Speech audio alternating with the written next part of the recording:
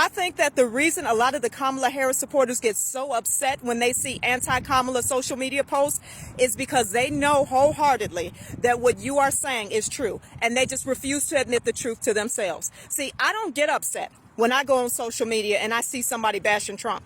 And for one, it's because I believe Trump is the better candidate, and I believe that he's going to win in November because I believe the American people are going to see that. And another reason I don't get upset too is because people have every right to bash him. He's running for office. And I also know that Donald Trump is a big boy. He can handle himself. But when it comes to Kamala Harris, people get so upset to the point where they're almost defensive, almost as if they feel like you have no right to talk about her. They don't mind you talking about Donald Trump and about how bad he is. But as soon as you mention her, people feel like they have to protect her and shield her as if she's a 5-year-old girl. I think the reason they're doing that is because they know she's incompetent. They know she can't hold her own. They know she is not cut out for the job, because if she was cut out for the job, she would be able to stand up and take everything that's thrown at her. I think it's for multiple different reasons. So first, let me say that I always like to link back to the content creator.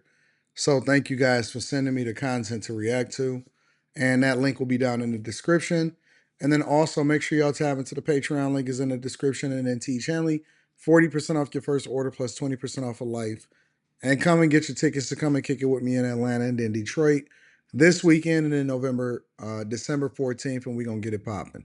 But I think it's for multiple different reasons, including the fact that they think that she's incompetent. And one thing that I've never seen before, of all the presidential elections that I've been a part of as far as voting in my lifetime, as a 42-year-old man, which means that I've been involved with a lot of different elections and I've cast my votes several different times, is that incompetence is a real thing.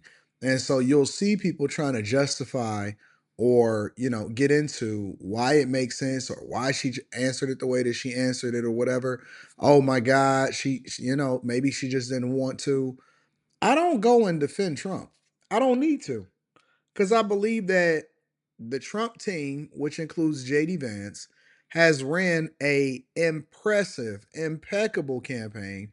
And the movement have been so sweet and so dope that I don't even think that they've made that many mistakes in the first place. I think that they've ran that campaign almost flawlessly, and there's very few mistakes that I actually can sit there and say, you know what, I wouldn't have did that if I was them, or I don't know why they did that. I can say that a lot of times for Kamala Harris, see, I understand why they only let her speak for 20 minutes to 25 minutes at a time for literally 99% of the interviews. The only time that she's spoken extensively a little bit more than that is for Shannon Sharp's interview. And if you look at Shannon Sharp's interview, it is laden with a whole lot of commercials in between, so the speaking time is actually limited. They also said that it's a bunch of stuff going on out there and saying that it was recorded 13 days before it was released and all of this other type of stuff. And we also know that it was a reaction, and they put that out there in a safe environment as it relates to Joe Rogan, because Joe Rogan, it was negotiated trying to get on Joe Rogan, and they wanted to limit it to 1 hour and didn't want to do it at the studio that Trump wanted him going into, Joe Rogan's studio. And it's a clear difference between the two. So if you just compare and contrast the way that they've reacted to and dealt with criticism, different ways in which they pulled up the platforms, how they wrote stuff out, all of that, it's a clear difference between the two. And so it's not something that you can compare. Everything that she does is a Me Too. Trump releases his stuff first. He releases his campaign information first. He released his policies first. He pulled up to op territory first and all of that. So everything that she's doing, she's piggybacking off of him. And she even steals some of his talking points. That's number one.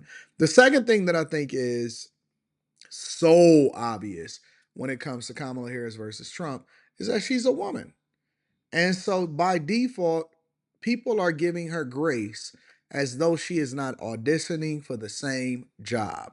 When you are auditioning for the president of the United States of America, there is no holds bars. Every single candidate goes through the gauntlet, and you cannot protect her from the American people and the questions and the things that they want to know.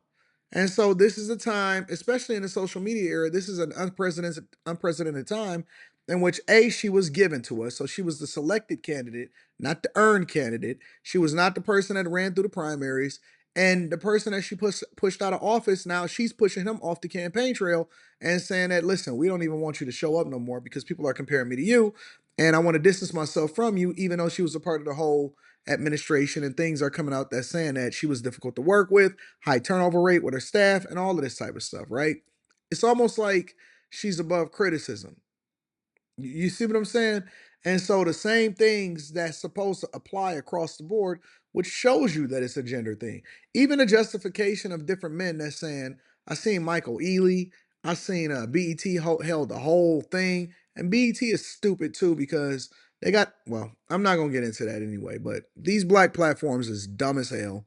A lot of them, not all of them, but dumb as hell. You got Charlemagne, you got all of these people saying Obama himself and Michelle Obama basically saying you sexist if you don't vote for her, not you incompetent, not you not aligning with the policies, not it doesn't make sense and all of that.